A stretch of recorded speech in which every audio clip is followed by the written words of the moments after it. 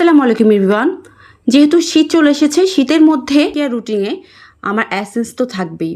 শীতের মধ্যে স্কিনটা ড্রাই হয়ে যায়, তার জন্য কিন্তু এই ধরনের টোনারগুলো বা অ্যাসেন্সগুলো আপনাদের স্কিনশনাল একটা পার্ট হতে পারে। আমার ব্যবহার করা অনেক ধরনের অ্যাসেন্স রয়েছে, কিন্তু সবগুলো আমার হাতে কাছে নেই।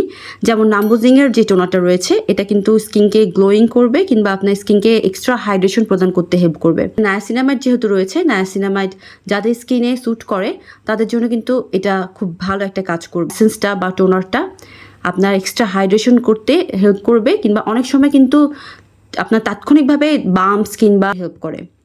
এটা টেক্সচারটাও কিন্তু খুব হাইড্রেটিং এবং থিক টাইপের একটা টেক্সচার। হাইড্রেটিং, কিছুটা ঠিক। তারপর আমার খুব পছন্দের একটি অ্যাসেন্স, সবাই জানেন ডক্টর সার্কুলার অ্যাসেন্সটা। এর আগের শীতেও কিন্তু আমি ব্যবহার করেছি এবং এই শীতেও আমার এটা আছে।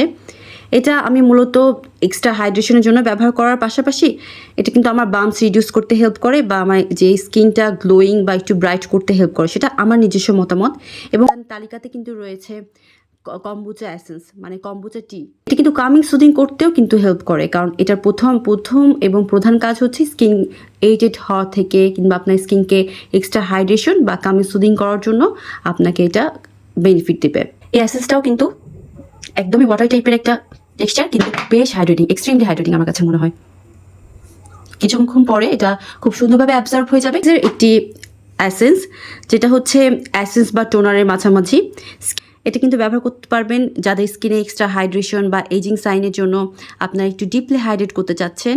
আর এখানের উপাদান তালিকাতে কিন্তু নায়াসিনামাইড কিংবা আলফা বুটিন ব্রাইটিংয়ের জন্য অ্যাক্টিভ ইনগ্রেডিয়েন্টস রয়েছে। মূলত যাদের স্কিনে স্যুট করবে তারা কিন্তু এই ধরনের টোনারগুলো বা অ্যাসেন্সগুলো শীতের মধ্যে ব্যবহার করতে পারেন।